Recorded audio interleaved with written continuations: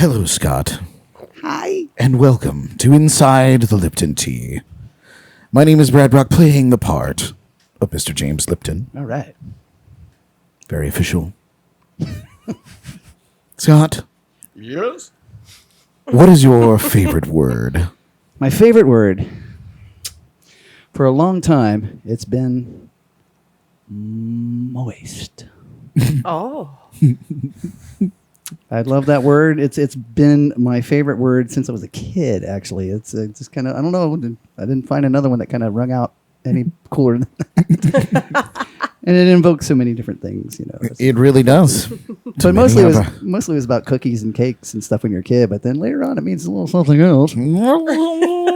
But I love how it can invoke different reactions in people. I love that about that word. It's some people like, oh, that's a great word, and other people are like, ooh, kind of get freaked out by it. So It's I like true. that about the word. All right. Yeah. I like that also about the word. What is your least favorite word? Anybody who's known me for any length of time probably knows this one.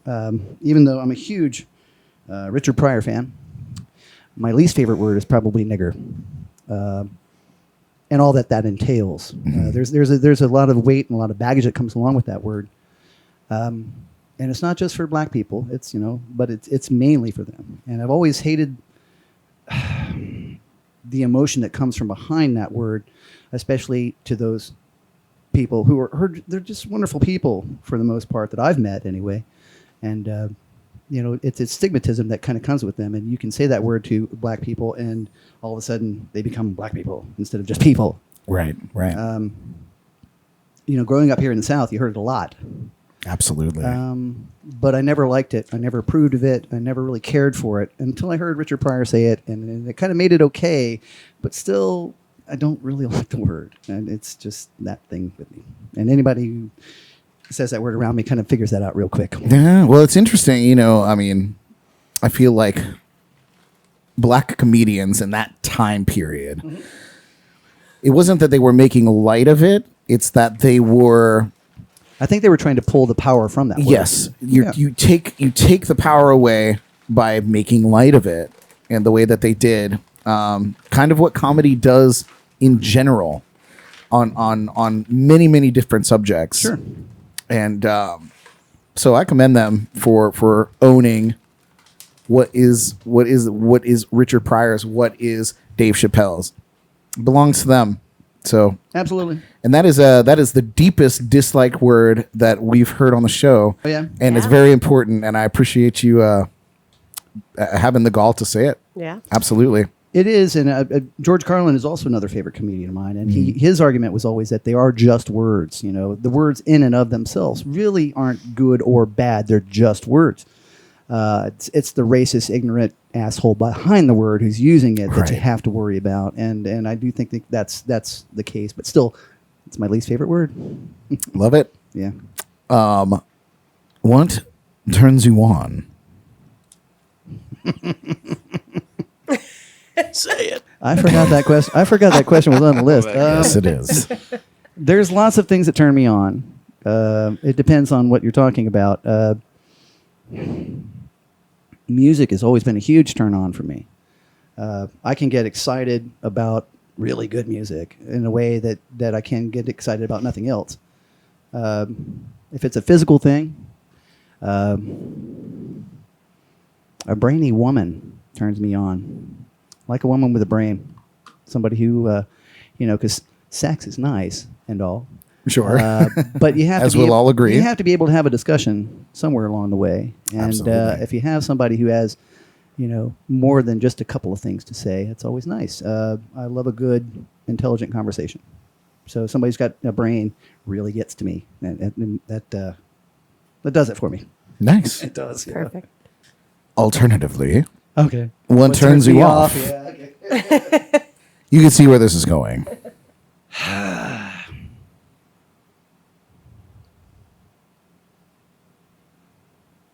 That's hard to say. There are a lot of things that do. Downright ignorance is one. A closed mind. Smelly feet.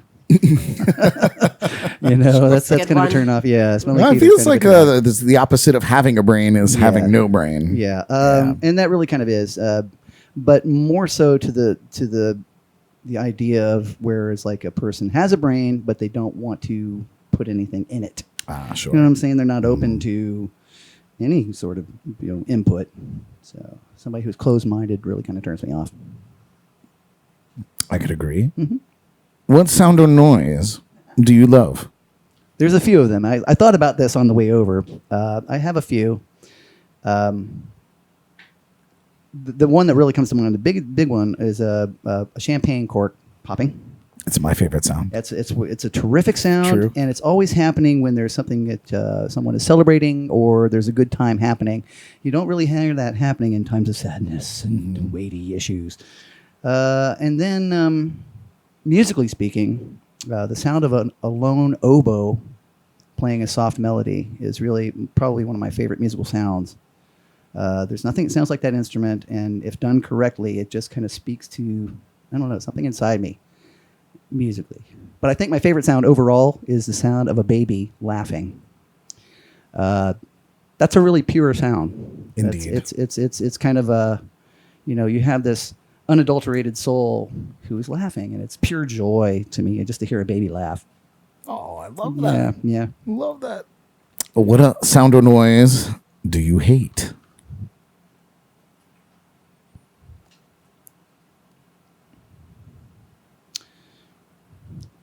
The sound of suffering in any way. Crying, like someone that you care about, or even total strangers really crying, and you can tell where it's coming from, that place where it's a wound in their soul or their heart. Unfortunately, you hear that along the way, and there's a lot of that going around about. But that is definitely one of the sounds that it's heartbreaking to hear somebody in pain that way. Absolutely. Mm-hmm. What is your favorite curse word? Everyone's favorite question. It's kind of different for me. I have a little bit of English blood in me, and it's kind of funny, but I love the word cunt. It's a great word. It means a lot of things. It's another one of those words that means different things to different people, but it almost always kind of grabs somebody by surprise. Fuck is way overdone. It's a great word. Don't get me wrong. But cunt doesn't come along too much, and it's kind of it's not used much, and that's one of the things I do like about it. But yeah, it's an aggressive word. It's this percussive sound. They've got the K in there. Yeah. And, I feel like we are kindred spirits because that is we've answered a lot of the questions the same way. It's a very guttural sound. Fuck is German, right? And German in origin, so it has that guttural sound as well. Mm-hmm. But just cunt is there's so many different things that kind of come to mind, but they all kind of tend to be like, whoa, hey, scoot over with that word, would you? Yeah, you're definitely making a scene. Yeah, right? Hey, easy, killer. Whereas, fuck is cool, but cunt is like, get out of here with that, would you? So, yeah, that's my favorite. Nice. What profession, other than your own, would you like to try? I did seriously consider being an astronaut when I was a kid. My uncle was part of the space program, and that was one of the first things that I wanted to be. But when I found the guitar, that kind of went away. But now that I think back on things, I don't know, possibly White House tour guide. Really? Yeah. Well, I know recently you went or recently in the last few years, you went and took the tour at the White House. Oh, right? No, I went for my 50th birthday. That's right. Yeah, I love the town. I love the place. I know a lot about that old house. And even when I was there the last trip, where was I? I was in the Red Room at that point, and there was a picture of a portrait of Martin Van Buren's niece, Angelica Singleton, hanging in there. And there were some... nowadays, they station Secret Service officers in each room, and if you have questions, you can ask them. They don't really do tour guides anymore. So these people were going, well, who is that above the mantelpiece? And the guy said, well, that's Mrs. Van Buren. I'm like, no, let me tell you the story about Angelica. So here I am. I'm on the spot, and I'm kind of doing that. And as I walked through the house, I kind of did that for a few different people. So yeah, I love the place.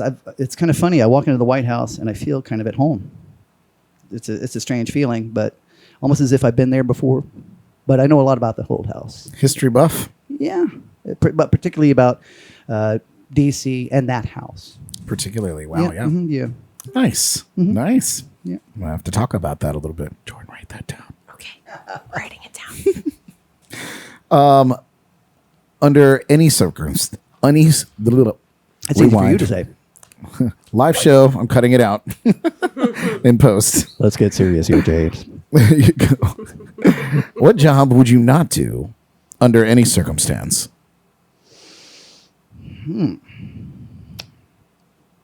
There's a number of them to definitely turn down. I'm not sure if I could be a butcher. The physical part of ripping a carcass to pieces, I'm not sure if I could really get behind. I mean, I could do it if forced to, but I would feel kind of weird about it, I guess. Sure. Maybe working in a sewer or something would be kind of a drag too. But yeah, I actually admire people that do that. I love the show Dirty Jobs with Mike Rowe. Mike Rowe, sure. There's more than a couple handfuls of jobs that I've seen on that show, and I go like, yeah, I could never do that. Ever. I couldn't even come close to even thinking about trying to dream about doing something like that. So I applaud the people that do those jobs. It's dirty amazing. jobs. Well, it makes, our civilized lives possible. Absolutely. And my last question. Shoot. If heaven exists, what would you like to hear God say when you arrive at the pearly gates?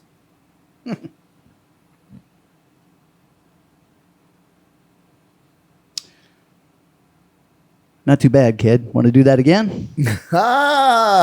Second chances. Nice. I dig the whole reincarnation thing. I'm down with that. Yeah. Me too.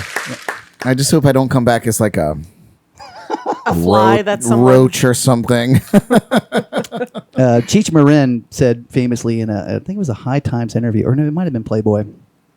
He says, in my next life, I want to come back as a, what was it? It was as an otter between Brooke Shields' legs. Oh, man. This has been Inside the Lipton Tea. Awesome. Oh, so fun.